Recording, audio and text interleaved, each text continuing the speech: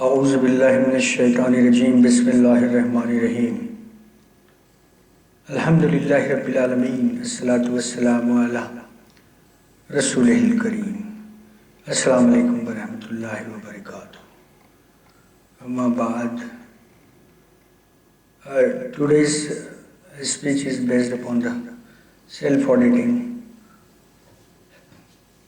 So when the day has finished entering into night, the communicate with yourself in such a manner as follows: O self, this day too is past and will never return. God Almighty is going to ask you about it as how did you spend it and what deeds were performed. Did you remember and praise Him? Did you discharge your due obligations as regards to the rights of a brother believer? Did you remove the sorrow from his heart? Did you take care about his children and family in his absence? Did you pay his due share to his offspring after his death? Did you help a fellow Muslim? What have you done during this day? Therefore, remind it to yourself one by one, whatever you have done. And if you find that you have done some righteous deed, then thank God Almighty for bestowing His grace. But if you find that you have committed a sin, then immediately offer repentance and decide firmly never to commit any sin again. Through recital of salutation, Durud Pak, upon the Holy Prophet Sallallahu Alaihi Wasallam, purify yourself from impurities and contaminations. Take the oath of allegiance for the friendship for His holiness and should imprecate. If one acted in this manner, God Almighty would tell him, I am not going to have any controversy with you at the time of auditing your account of your deeds on the day of judgment, because you were friend with my favorite saint and showed enmity towards their enemies. It's said very nicely by a sentient being, whoever does not scrutinize the account of the self does not belong to us. Thus, if he has done some good deeds, should request God Almighty for increasing his favor, and if he has sinned, should offer repentance. The Holy Prophet ﷺ said, a wise person should distribute his hours as follows. 1 hour should be assigned for being occupied in prayers, supplications and hymns with God Almighty.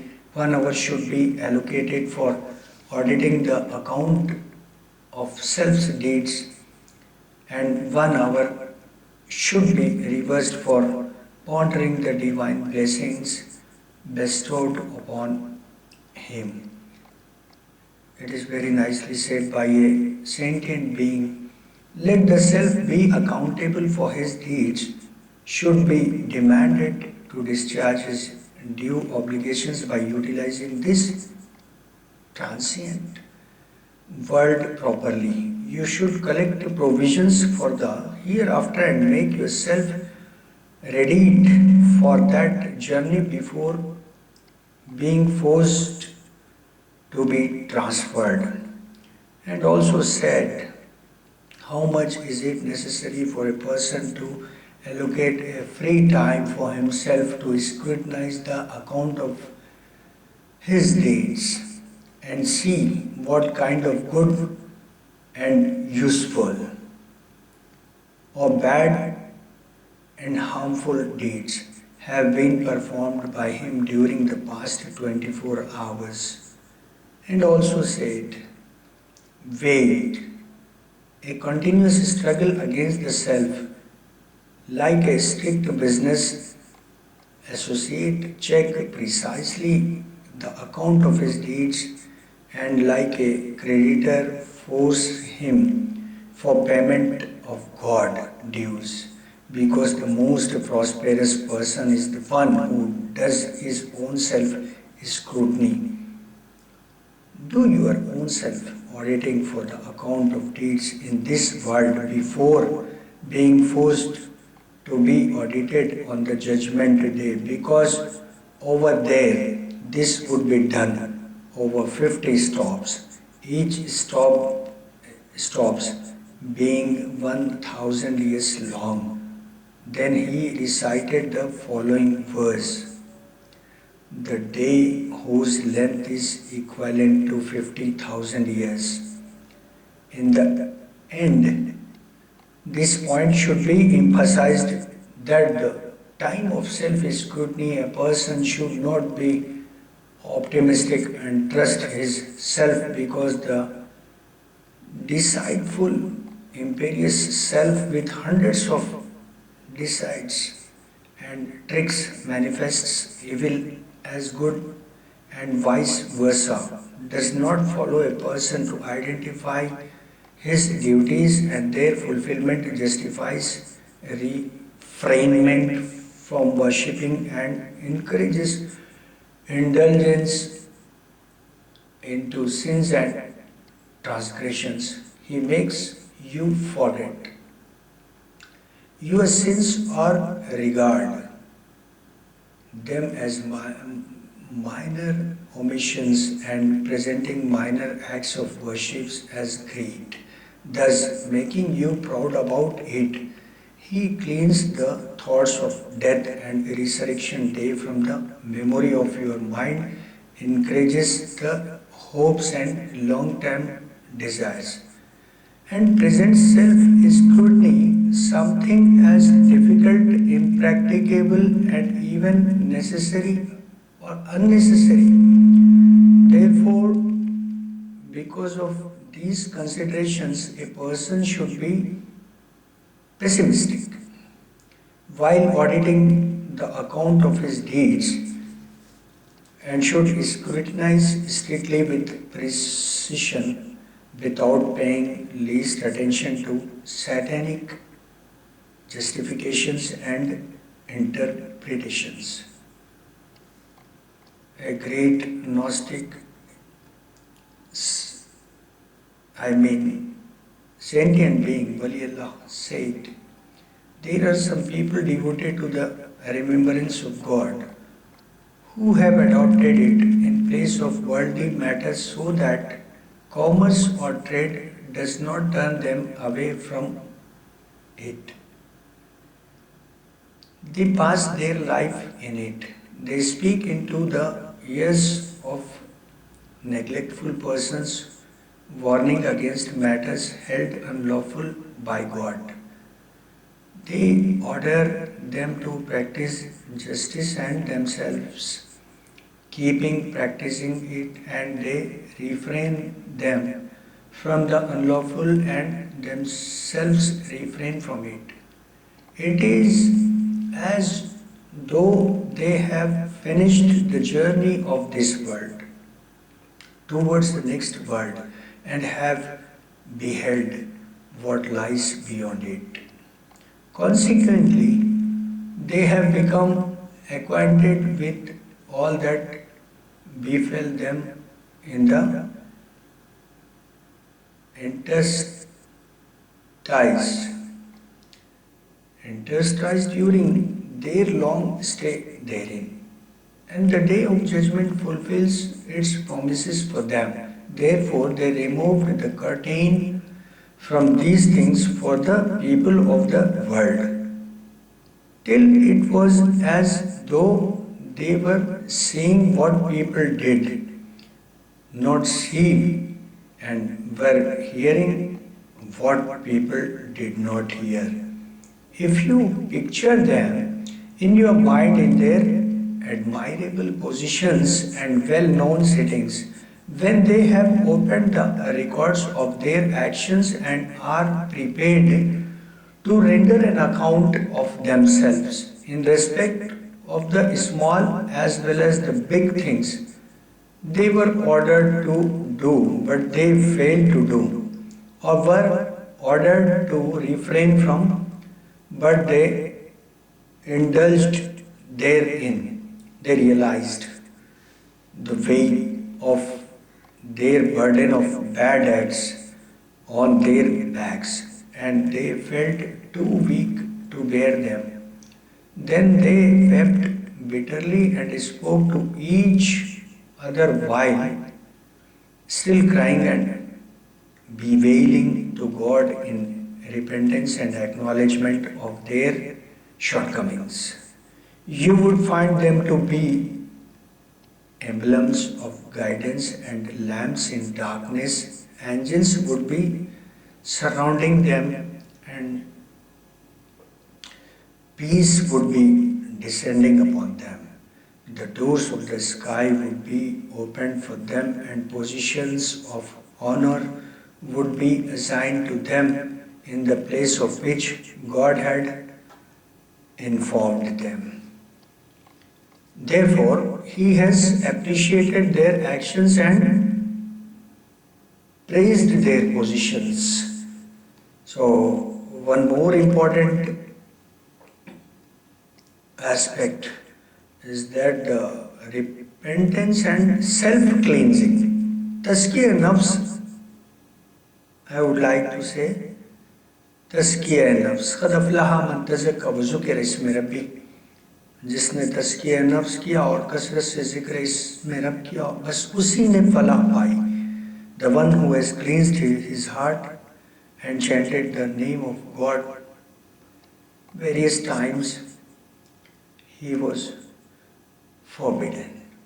So the repentance and self-cleansing is that prevention and refrainment from sins in the best way for attaining self-refinement. A person who has never been contaminated by sins and possesses his original purity and righteousness certainly is far superior than a sinner who has repented after committing a sin. The person who has not yet tasted the pleasure of sin and is not used to it may refrain himself from sinning much more easier as compared to the one who has been contaminated by sins and now wants to refrain for them. It is very nicely said by a great sentient being that refraining from sins is far easier than repenting after sinning. But if a person becomes contaminated after sinning, he should not be disappointed from God's blessings, because the path of spiritual migration, self-refinement and ascent towards God Almighty remains forever open and is never closed. The most merciful and the most benevolent God Almighty has kept the path of repentance always open for the sinner and have especially asked them to return towards Him after cleaning and purifying the self's tablet from the impurity and contamination of sins through the water of repentance. God Almighty said in the Holy Quran, "Say, O my slave, who have been prodigal to their own hurt, despair not of the mercy of God, who forgiveth all sins. Lo, He is the forgiving, the merciful." The Holy Quran. And also said, "And when those who believe in our revelation come unto thee, say, Peace be unto you.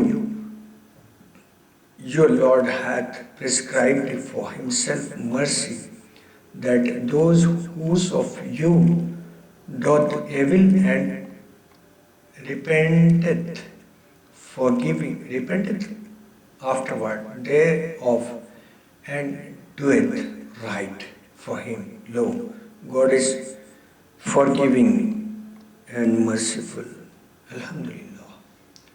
So, the need of repentance is essential for the man. I don't imagine that there exists a thing which is more essential for a sinner than the repentance. The one who believes in God, Prophet ﷺ, resurrection, rewards and punishment, accounting of deeds, paradise and hell, does not contradict the urgency and necessity of repentance, then how come are we neglectful of repentance in spite of being knowledgeable about the self and the sin committed by him? Don't we believe in the existence of resurrection, accounting of deeds, and hell's punishment? Or do we contradict God's promise that He will fill the hell with sinners? Through sinning, the human self becomes dark, black, and contaminated. Even there is possibility of losing the human face and turning into a brute animal. Then how could we still expect finding the path leading towards God's Almighty and sitting in the company of His favorite saints in paradise with such contaminated, darkened, and polluted self? Because of indulgence into sins, the straight path of human exaltedness and ascension towards God Almighty has been lost, and now we are wandering into the darkest valley of ignorance and deviation. We have parted from God Almighty and have become close to Satan. In spite of all that, we are still expecting to receive eternal salvation in the next world and would be blessed with divine bounties, the paradise. What a wishful and immature thinking indeed.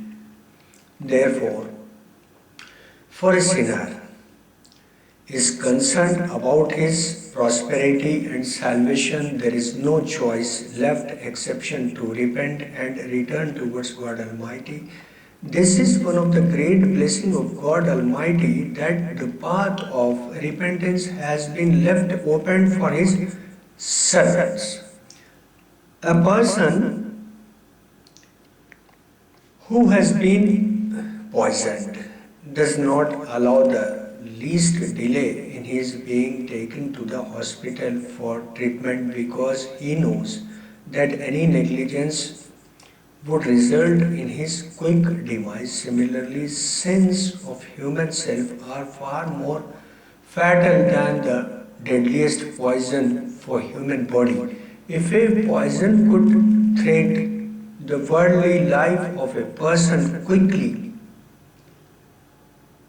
sinning would inflict an eternal doom upon the self and would result in the destruction of his eternal life.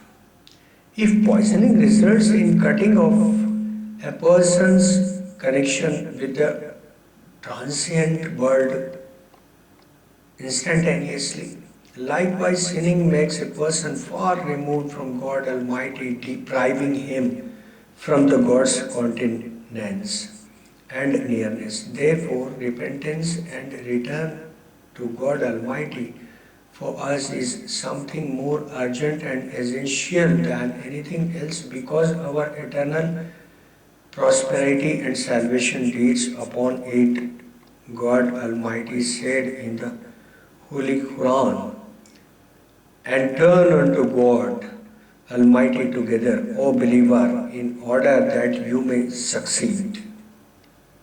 And also said, O ye who believe, turn unto God Almighty in sincere repentance. It may be that your Lord will remit from your evil deeds and bring you into gardens underneath which rivers flow. The Holy Prophet ﷺ says, there is a medicine for each pain and the medicine for each sin in repentance. So, it is very nicely said by a sentient being, delaying repentance is a sort of arrogance and deceit.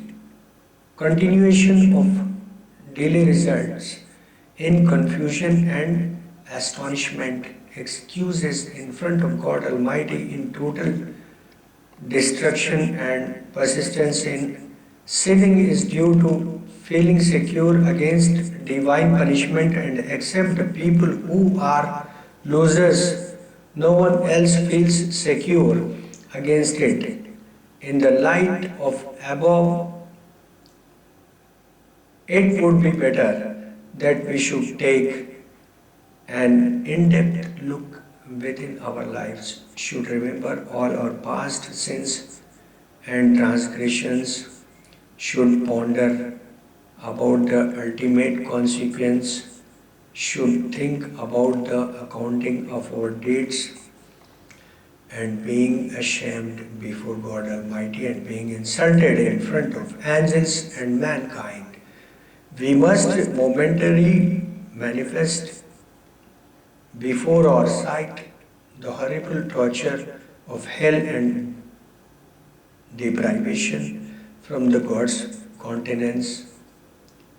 This should create a transformation and internal revolution in our lives, encouraging us to repent immediately and should return towards God Almighty. All the past sins and transgression should be washed with the pure life-giving, refreshing water of repentance. All the self's impurities and contamination must be set aside and forgotten, and firm decision should be made to refrain from sins, to strive for connection, for the collection of provisions for hereafter, and start marching upon the path of spiritual ascent towards God Almighty. Rahe Suluk, we used to say in the Tariqat. But would Satan leave us alone so easily? Would he ever permit us to repent and return towards God Almighty?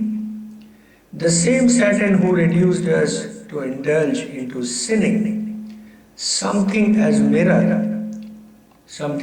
minor offense and insignificant, would wipe them out thoroughly for our mental memory in a manner as though they never happened at all, would completely set aside thoughts related to death, account deeds and punishments from our mind, keeping us amused in worldly allurement so that we never think about the repentance until death approaches suddenly, and thus being forced to leave this world with a self contaminated with sins.